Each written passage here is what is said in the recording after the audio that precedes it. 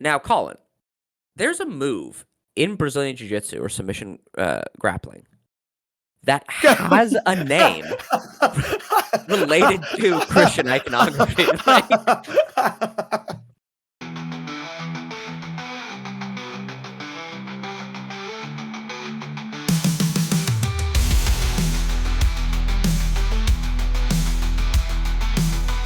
All right, welcome to another episode of Two Fight Fans, where we talk about all things in combat sports. I'm one fight fan, Colin. And I'm the other Stuart. All right, so we have another fight night, but this one, yeah, that's right. You were saying it's in your land of Canada this weekend. Yes, but it is in the grotesque and undesirable city of Edmonton. Sorry, Edmonton. What's wrong with Edmonton?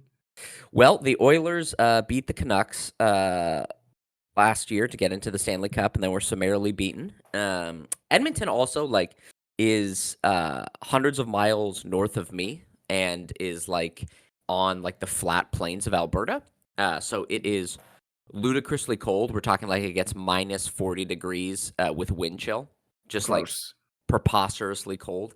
And it's one of the youngest cities in Canada because it's so far north, so it's very hard to live there.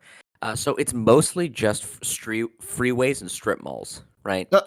It's a pretty characterless flat. It's like the suburbs of a city that doesn't actually exist, you know? So it's pretty miserable. It's kind of like in the way that Matthew McConaughey in True Detective season 1 refers to wherever they are in Louisiana as somebody's dream of a city that they are forgetting. It's kind of what Edmonton is. Anyway, and weirdly enough, again, the UFC goes, we're going to Canada. Fantastic. What should we have our top 3 fights be? Actually, top 4 fights. We should have 2 Brazilians fight. We should have an American fight another Brazilian, 2 Americans fight, and then someone from Iraq fight someone from Mexico. And I'm like, oh, okay. We're just going to bury all the Canadians on the undercard. I see. That's cool. Yeah, another weird one. But Here we are. So yeah, well, let's talk about this card. On the main card, what fights interest you? Brandon Moreno and Amir Albazi. All right. It's a good call. The main event. Yeah. I guess seeing Rose again, Yeah, I mean, it sounds like it's a number 1 contender fight. Okay, yeah, that's good then. Uh-huh. That could be interesting. And then yep, that's it on the main card, I think. Yeah. Your boy Derek Lewis was fighting. Oh, bro. Against Johannata Denise? Yeah, I don't know who that is. I don't know. Let's take a look at his record. Ooh, his last fight was a unanimous decision win. A heavyweight getting unanimous decisions. You hate to see it, people. You hate to see it. Yeah, so who cares about that fight? And then a light heavyweight fight against Brenson Ribeiro and Kai Machado. Who cares? Marc-Andre Barrio at middleweight against Dustin Stolfus is all right. It might be kind of fun. And then Mike Malott versus Trevin Giles. Mike Malott, you all remember, is the one who was kicking the shit out of Neil Magny until he imploded in the 3rd round and was like, God, I gotta grapple with Neil Magny. And then Neil Magny submitted him.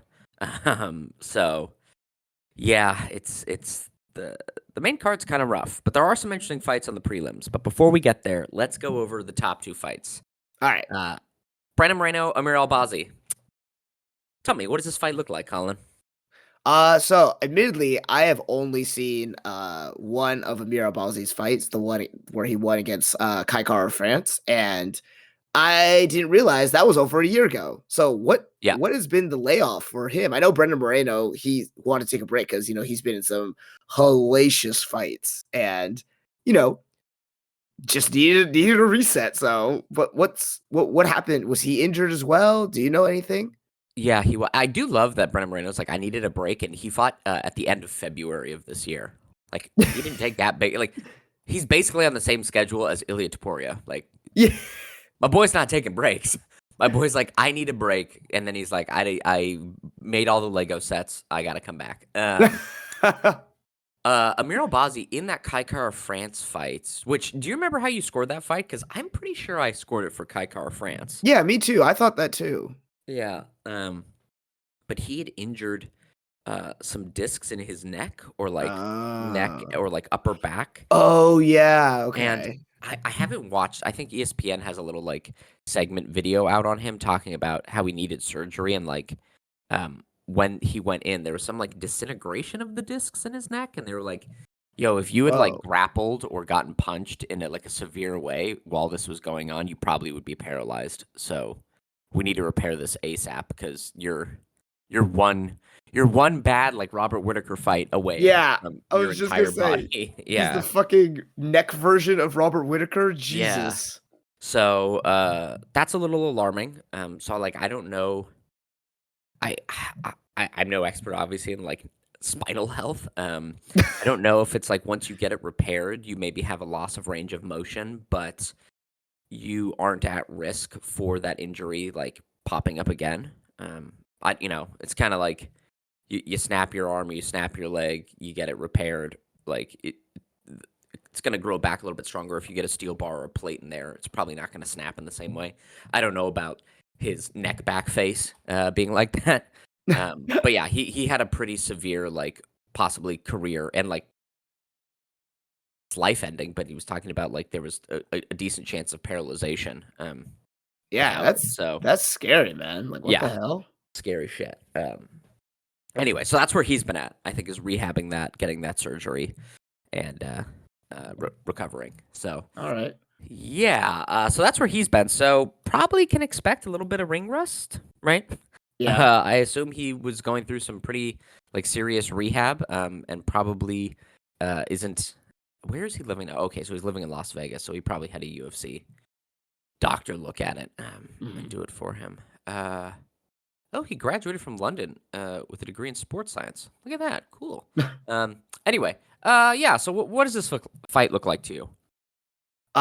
So I I don't know actually because yeah, like the ring rust is one thing. Brandon Moreno, I love Brandon Moreno. I think he's like just he reminds me of just someone who is so like happy go lucky and just is a nice guy overall. So like I kind of hurt me to see him have back to back losses that way. Yeah, But uh yeah, he's a you know from what I remember, it seems like both of them are pretty well-rounded fighters, like, in that they can strike, they can grapple, they've got some submission wins both on both ends. Um, so yeah, like, I honestly don't know who has the advantage over what, like, if Brandon Moreno's striking is better than Amir Albazi, but Amir Albazi is, like, much, more dynamic on the ground or off of his back or whatnot. So, hmm um I'm rooting for Brandon Moreno. I just yeah, and again, this is kind of like is this the flyweight division like we've talked about is this kind of new shuffling of the order right now. So can Brandon Moreno kind of work his way back to the top, or is Amir Albazi going to be one of the new it's part of this new generation that's coming in to try to challenge for flyweight gold here? yeah. And Brandon Moreno's been so kind of like hit and miss recently. Like it was really weird seeing him fight Brandon Royval because Yeah. he had already beaten Brandon Royval by just simply getting a double leg takedown and then smashing him from the top because Royval doesn't have very good takedown defense. Mm. And then when he fought him again, he was like, I'm going to strike with him only, but instead of throwing combinations, I'm only going to throw like one shot, pot shots at a time. And I was like, what is this strategy? Why are you doing this? So I don't know. I wonder. I know he's had like he keeps jumping trainers. He had been with James Krause, but then all that gambling, was it gambling or like betting on fights thing? He got in trouble, Mm. and no fighter was allowed to train under him if they wanted to fight in the UFC anymore. Oh, So geez. then he had to leave him, and I think he's at Fortis MMA, and I don't know if he is stayed there. Um, with Arena Aldana. So I don't really know where he's at. And Amir Albazi again. Amir Albazi is kind of like an alpha male fighter, right? Like he's like a powerful wrestler with like a big overhand right. Mm. So if it's the Brandon Moreno that beat, you know, Davidson Figueiredo, and even like barely lost the fight to Pantoja. I'd pick him over Amir Albazi, but he's been so hit and miss recently. Hmm. I do think it'll be a fun fight though, right? Like I don't Brendan Moreno's never in a boring fight, and Amir Yeah. Albazi, he can. I mean, I don't think he's actually that boring. I think he's just got so much more of that like pressure top grappling ability that he always goes for. But I mean, he had that split decision, but his fight before that was a KO, then a submission, decision, submission, right? Like he's finishing fights. Hmm. Should be good. 5 rounds. Yeah. Love to see it for flyweight. Yeah, I do wish Brandon Moreno had taking like what is that, 6 months Yeah. off. Isn't really like taking time off. But the paychecks don't come when you take time off, so gotta Yeah. get back in there, and you gotta fly up from Mexico where it's nice and warm to the absolute frigid north of Canada. Yeah. Yeah, brutal. Anyway, so yeah, should be fun. I'd say I don't know. Yeah, I don't know. The odds are really close. I think Moreno's minus 175, Albazi plus 145. So Oh, should be good wow. though. Yeah. Yeah, worthwhile. Okay. Yeah. And then I don't know what we do with flyweight. I know we have Kaya Sakura fighting Pantoja. And then we've got Kai Kara France kind of waiting around. Maybe he'd get the next title shot. Brandon Royval seems convinced he's going to get a title shot after losing to Pantoja 2 times already. Yeah. Like I- Brandon Moreno's already lost 3 times to Pantoja, so like Wait, has he really?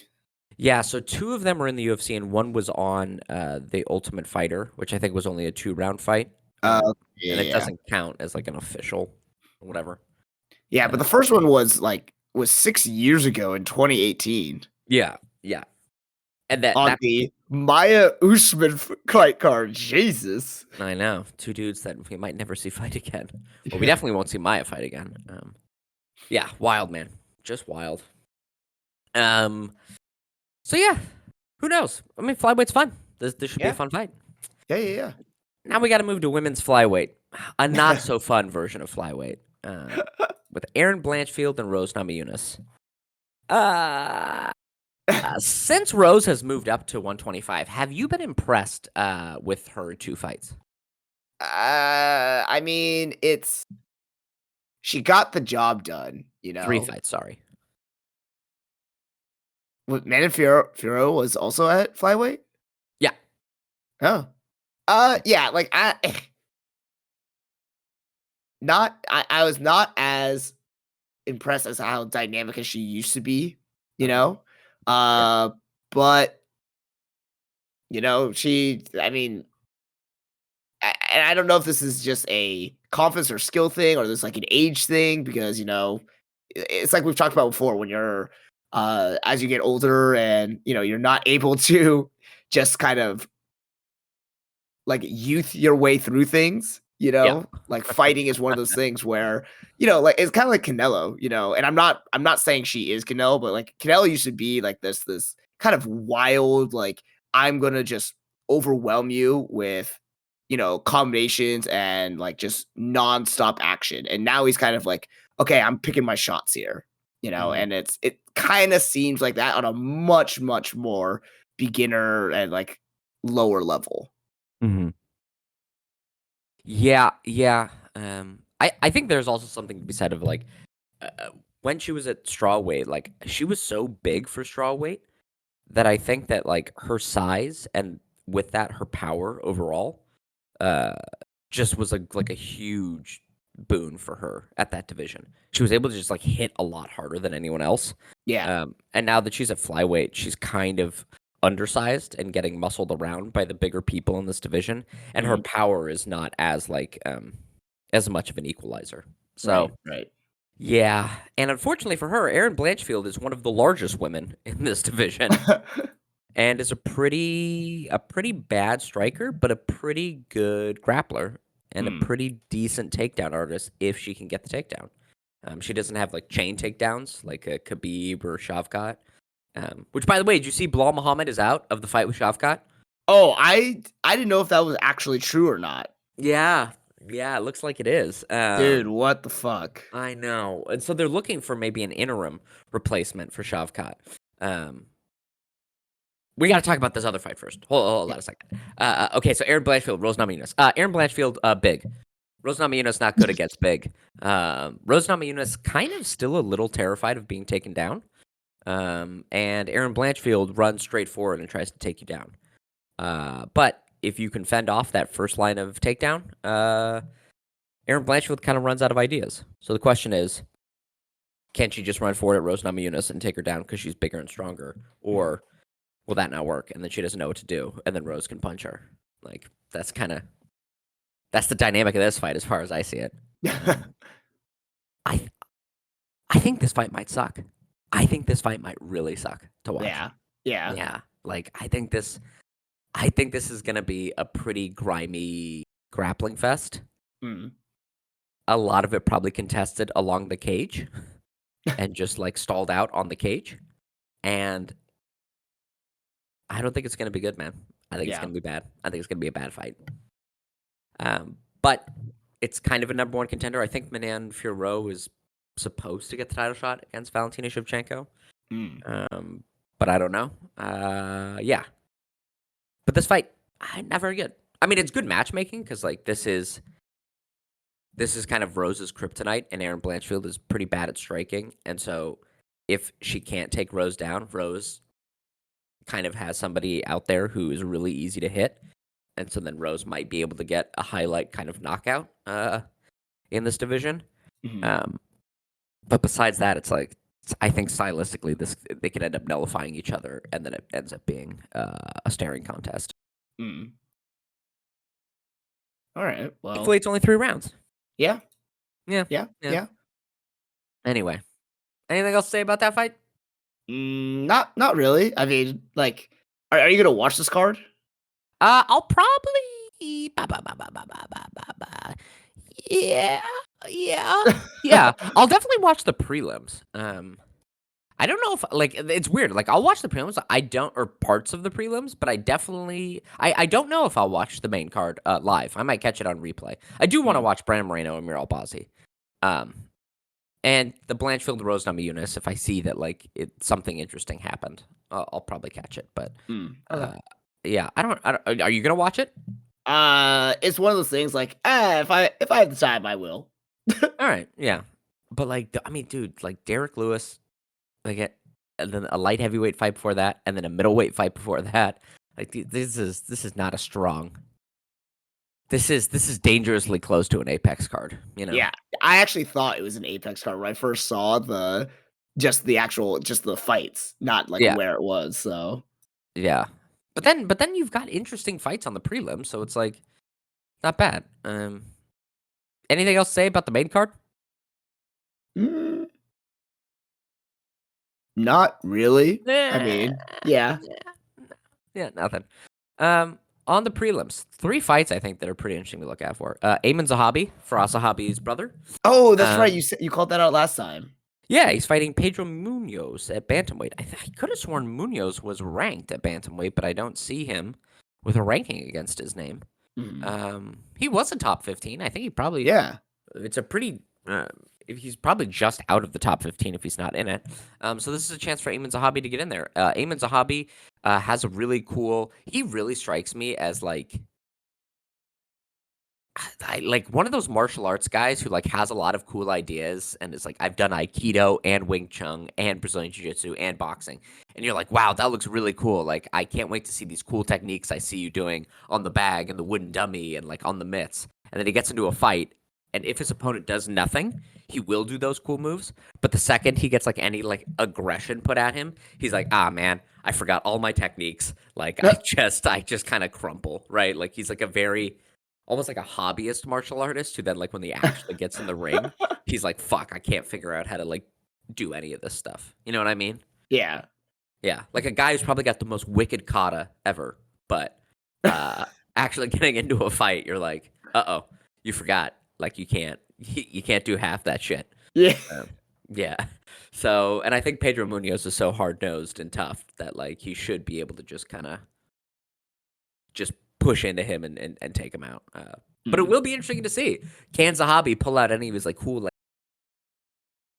backhand to like flying knee technique Yeah. Or is Pedro Munoz just going to walk forward and overhand right him 300 times in the face? So that's cool. I like that. Yeah, yeah, okay. It's a featured Yeah. prelim, so good, good. Yeah.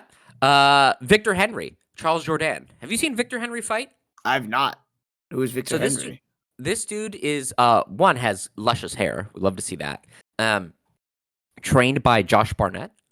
Okay. Former heavyweight champion Josh Barnett, who's really into like interesting and like pretty unique catch wrestling techniques, and then really cool dirty boxing, like actually well schooled dirty boxing and like clinch fighting.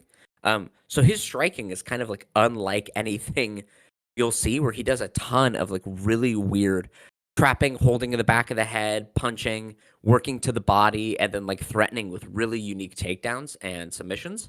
Um, Okay.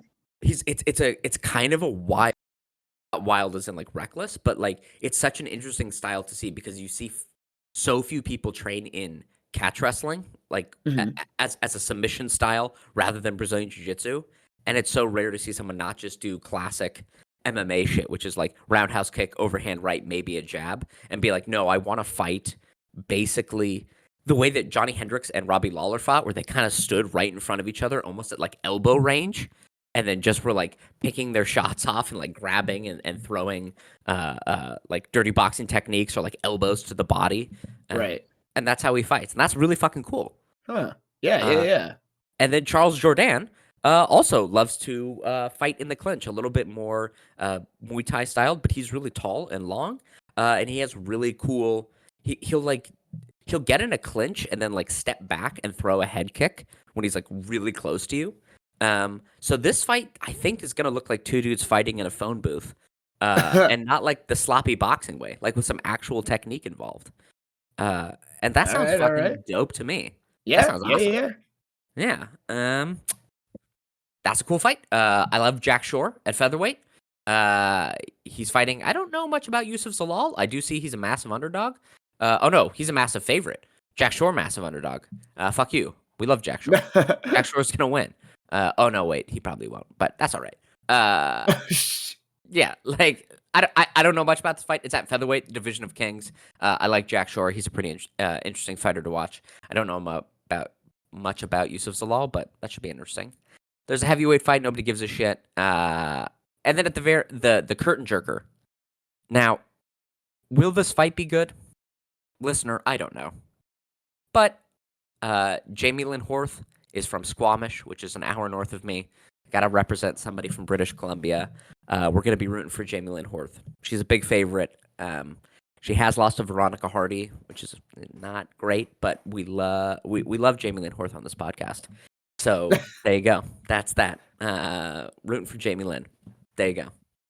Question for you. And Yes. is she just from Squamish or does she actually fight or train there? Because I've She actually driven through trains there. Squamish. Oh, There it's is nothing tiny. up there. Yeah. Yeah, I know. I think it's a town of like what 20,000 people. Not even. I mean, it seems like Yeah, it's tiny. It's basically like a stop before you get to Whistler. So yeah. when there's a bunch of skiing or hiking, like you'll go through Squamish. Yeah, it's a population of 23,000. Yeah, you pick up like your groceries there, like your Yeah, yeah. supplies. Yeah, they surprisingly they have a southern barbecue place there that's actually pretty good.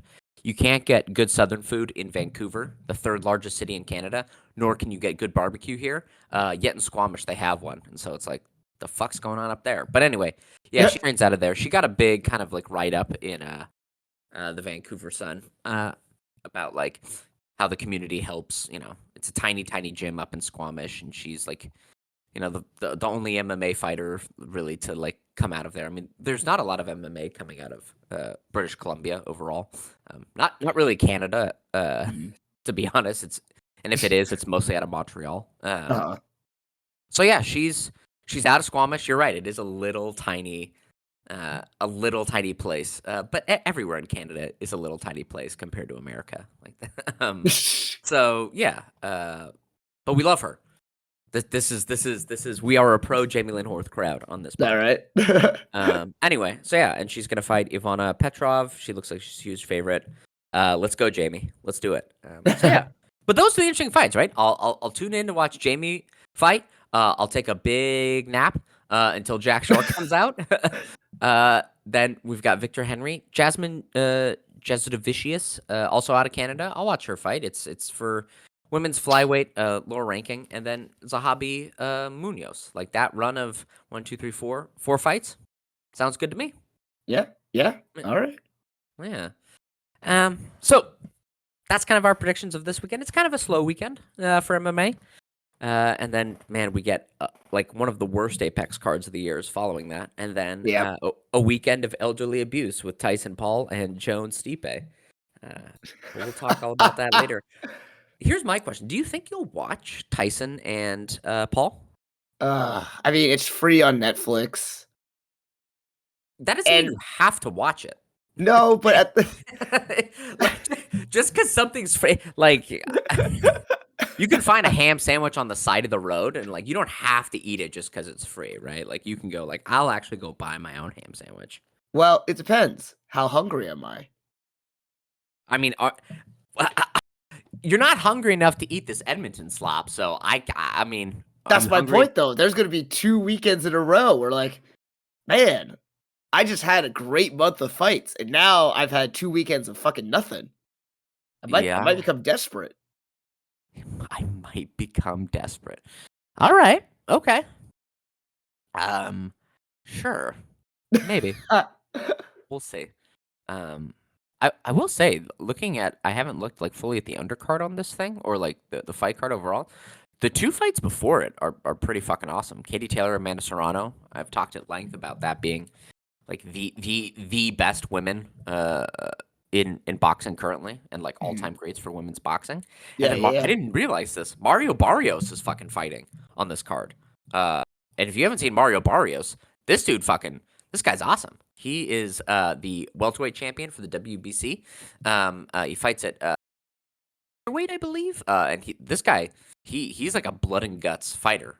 He had a great fight with Ugas, and then Maidana. 2 like pretty good fights overall. He's lost to Gervonta Davis and like Keith Thurman, but like that's no big deal. No, this guy's like a scrappy blood and guts dude, so that should be a fun fight. All right. Yeah. But man, yeah, it's a weird thing because I'm like, I want this event to perform well because the idea of getting live sports on Netflix, especially like big pay-per-view style events that you get for free, sounds cool to me. Yeah, it's appealing. Yeah, especially because like ESPN Plus as an app fucking sucks, and so like I kind of want. It'd be kind of cool when the UFC has their deal, like if all their cards just like appeared on Netflix in its own category, or big boxing matches. But I'm also like, this is like one of the grossest fights I think you could make, and so I'm like, I want it to do well, but I'm like, but I don't know if I want to participate in it doing well. You know what I mean? Right. Yeah. It's a nearly 60-year-old man who's like fighting a 27. Like, ugh. Anyway, we'll talk about it more, I guess, when it gets closer. Yeah. Ugh. Anyway. But the thing that everyone is here to listen to, Colin, is we promised last time that we would talk about the movie The Carpenter. Now, is it playing anywhere in the country of Canada? No, I can't find it. I'll have to fly to the Bible Belt to see this thing. But for posterity, we're going to record our 5 predictions about this movie so that when we inevitably do see it, because we will see it, Colin, even if we have to go to Thackersville, Oklahoma to catch this thing, we need to record 5 predictions of what will happen in the movie. And this is the most important prediction show we've ever done. It wasn't about the future of the featherweight division. It wasn't about UFC 300, a Hallmark event. It's about this shitty movie, The Carpenter. Yep. So, Colin, give me your first prediction about this thing. Also, hold on. Let me set the table a little. I got to look up, like, what's the budget on this thing? Like, what is... It doesn't even have a Wikipedia page. God damn. Oh, man. And it came out last year. It didn't even come out this year. It came out in, like, fucking festivals, right? Yeah. Wow. So, this is... What a... Yikes. Anyway, Yeah. Give me your first prediction. All right. First of all, I've watched the trailer like 4 or 5 times now, and this shit this shit is incredible. Like whoever came up, I want to know who pitched this, and like the meeting for this must have just been absolutely wild. Like I don't know if they took it as a MMA movie first or as a Jesus film first. You know, like can you imagine going into like a meeting like, okay, I want to do another film about Jesus, but there's MMA fighting in it. Hear me out. Or equally wild, I want to do an MMA movie, but his corner is Jesus. Like, what is more like just pitching this movie? What is more likely? Like, I think it came out in 2023. I think probably there is a whole other Hollywood industry. I guess it's not Hollywood. There's a whole other movie industry that is entirely aimed at evangelical Christians that if you're not an evangelical Christian, you would not know any of it. But they have their almost like own canon. They have their own Marvel type movies. They have all of their own shit. My assumption is need a Jesus movie, but we need an action movie as well. And like maybe they saw there were like some MMA fighters back in 2022 being like, "Oh yeah, we're really into Jesus and Trump." And they were like, "Great, like we can capitalize on that energy." I don't I don't I don't know. I don't know. I kind of yeah. want to listen to like interviews with the director who's also the writer, but I just don't know. I just don't know. It's yikes. It looks bad. It's got a 5.5 on IMDb. So, and if you, this is the one time I actively went searching in the YouTube comments because I just knew it was going to be wild. But some of my favorite comments, I just want to tell you really quickly. All right. One, this feels like one of those opening skits from Tropic Thunder. Two, That's good. Jesus is a natural lightweight. Why is he portrayed as a middleweight here? And possibly one of my favorite, y'all. I need this to happen so we can get crazier sequels. Imagine like post resurrection where Jesus goes around the world to train various martial artists, and then the apocalypse happens, and we get this crazy Avengers style team up of warriors trained by Jesus to take out the Antichrist. That's pretty. I fucking love that. I want that now. That is what I Sounds want. so dope. Oh God, yeah, like, ugh. Dude, why? It's so weird. There's so little information about this movie online. I'm trying to look right now, and I can find jack shit. I don't know. Yeah, what a weird thing. All right, give me your first prediction about this damn movie. All right, predictions. At some point, I feel like they're gonna do the whole like he's gonna have to turn the other cheek. Like he's gonna be like mid fight and he's gonna like Ooh. stop and he's gonna just like give up the fight or like real and like or what it's gonna happen is like he's gonna be fighting someone who's like maybe like burn down his home or something. I don't know. Just something. There's gonna be some personal beef there, and at some point he's gonna have to turn the other cheek, and he'll embrace him as a brother in the middle of the ring or something.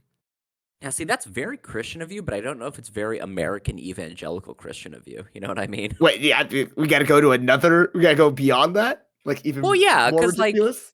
yeah, well, like evangelical Christians, like they go, they're a little more fire and brimstone, burn everyone down, rather than turn the other cheek. So, but that could happen. I do like the idea of like turn the other cheek being something that is. You're probably right. That's gonna have to pop up. That definitely. Oh, is. by the way, also in this fucking trailer, have you seen like him walking out to the ring? He wears like a fucking boxing robe, but like the most it does. It's I. There's a line too in there where Jesus is like, sports is a really good outlet. And it's like, dude, nobody in the year 29 AD Nazareth or 29 BC Nazareth was like, yo, sports? I'm into them. Like, sports was not a thing. Like, people were not like, sports are good outlets. Like, nobody was like, oh, man. Like, that's not how the world worked back then. There wasn't just like, oh, yeah, we all enjoy a good sports game. Like, what are you talking about? It's so weird. Okay, so turn the other cheek. That's All a right, good turn to the other prediction. cheek. Yes, that is mine. That's Yeah. one of them.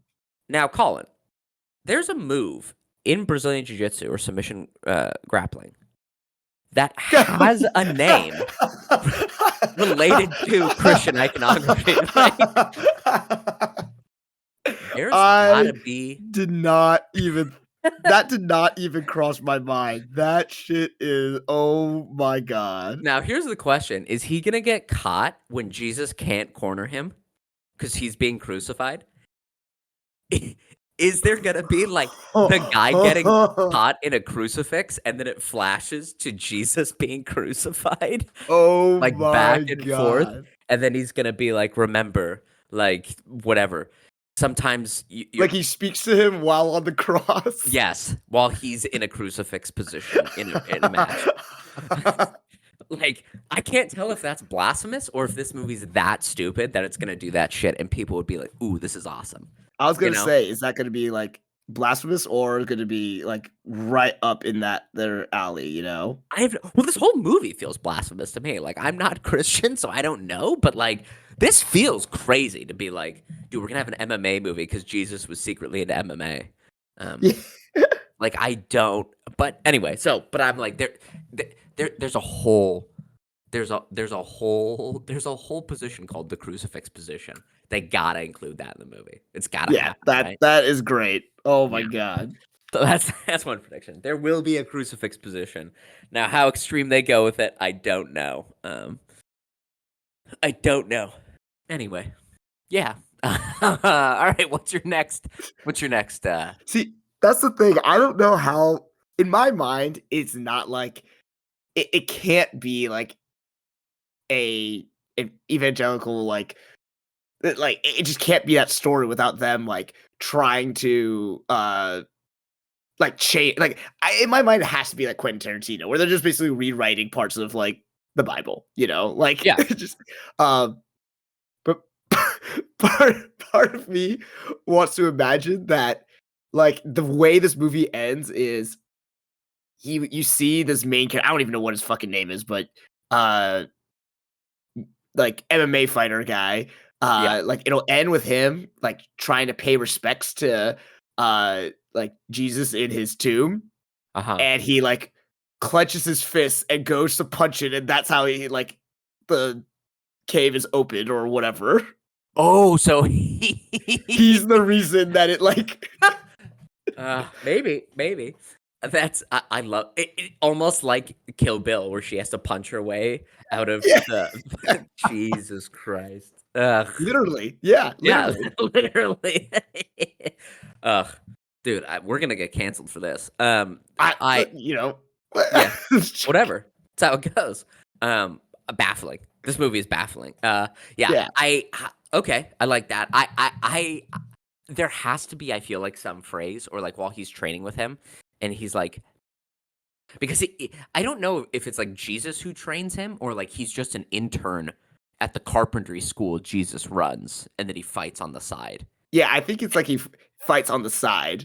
Oh, okay.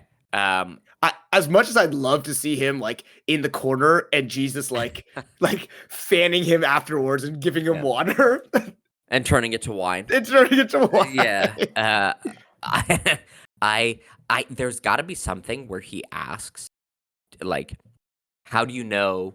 How do you know what's the right tool for like whatever carpentry job you're doing, or like when Jesus is helping him like overcome, his anger issues or his like fighting, like I can't beat this guy. Like, what happens if I get in this position? Jesus is gonna turn to him and go, like, sometimes all you can do is have faith. And that'll be like a big lesson. Like when you don't know what tools to use when you're building a cabinet, what you need to have is faith. And I think that'll be the big like moral of the story. All right, all right. But actually now like hearing that like Jesus doesn't actually train him or thinking about that, maybe turning another cheek, like he's helping rehabilitate this man who has anger issues. Yes. Um, Yeah. I think that's just gonna be the main yeah, storyline. It's that gonna be makes sense. kind of like Southpaw. Christian Southpaw here. So, yeah, Christian Southpaw. Fun, man. A fun movie then. Ugh. Um, All right. Any other predictions for this thing? I'm trying to think of. And do you have any? I'm trying to. I thought of a few when I was driving yesterday, and I was just laughing to myself. But I gotta think about them again. I the crucifix position was my big That one. I was like, that that has to is be in there. that's fantastic. Like Yeah. I think I think something about like uh yeah, if that happens, it's gonna be something uh yeah, like he will like something about like maybe he never like taps out in a fight and it'll smash cut to him in the crucifix with Jesus on the Yeah. cross and then like it'll be some lesson or that they repeated earlier in the movie and he'll like tap from it or something. I don't know. Yeah. Oh no. The thing is, in his final fight or whatever, he'll never tap. And when they go like, "Why didn't you tap?" and the ref had to stop it, he'll be like, "Well, Jesus never tapped," and that'll be his like like Jesus never tapped. That definitely has to be in there, right? Oh my god. The other thing that I was thinking of is like in training as an intern to be or like to be the apprentice of a carpenter, which like like why is I don't know, dude. We got to see this movie because it's I have a hard time. My brain kind of implodes on itself the more I think about it. Uh, in the way that like Mr. Miyagi trained Daniel to wax the car, and then that was like the perfect technique. Something in the carpentry is going to be like the proper technique, right? Like the way he moves his arms or like is like lathing something is going to be like the proper defense for a submission that he loses to earlier in the movie. Right? There's gonna be a wax on, wax off, but it's gonna be maybe it'll be like blessing himself. I don't know. Like, but there will be something that like in studying with Jesus to build a table, like will be the proper technique for escaping something that had previously defeated him. That's what I think. I also Oh love that my it's a god. Viking orphan when like the Viking people Did as a not culture, exist then, right? yeah, weren't recognized really then. They weren't like unified into bands yet, and like their civilization had not grown to a large enough size to make it that far south. So like I don't know what the fuck this movie is like weird historical fan fiction, but then also religious fan fiction. It's wild, man, wild. But yeah, those are my big predictions All right. All for right. this thing. Yeah. Anyway, what a weird movie. I mean, this is what happens when you like isn't it a little depressing when you're like I'm a fight fan, and then there's been so much market research about what demographic and what sort of purchasing habits and things that fight fans are into that then you get advertised on the broadcast.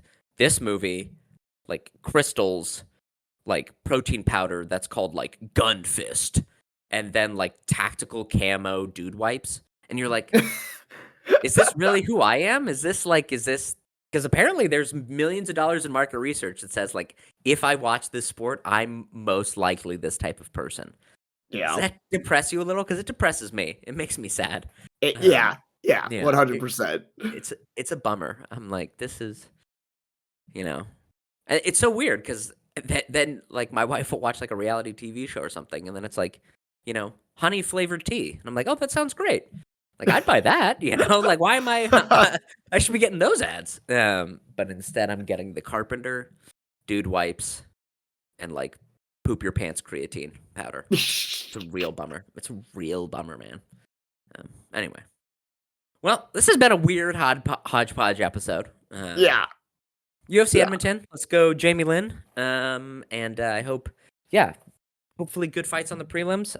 Hopefully no paralyzation via Amir Albazi, and Yeah. That's hopefully scary. that co-main event doesn't suck.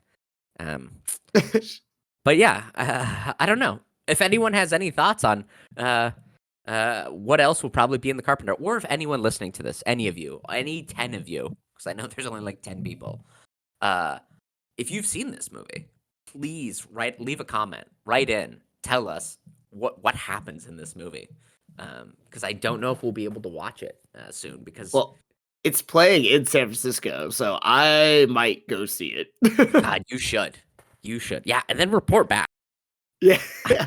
Yeah, man, go, yes, get the crew together, get out there.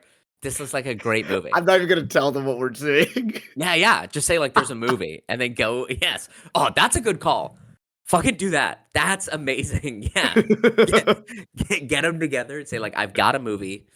Just show up and we'll all like go over together. And Yeah, don't I'll tell them treat what you it to is. dinner. This is what we're doing. Yes, yes, yes. That's amazing. You have to do it. You have to do it now. Yeah. All right, everyone. Well, this has been Two Fight Fan Podcast. I'm one Fight Fan Stuart. I'm the other Colin. And join us next week. We'll talk kind of the aftermath of this UFC Edmonton card, and then what happens the week after. A terrible Apex card. I don't know. Like, is there anything even worth talking about on that card? I will Magny see. Freitas, Cody Garbrandt. Yeah.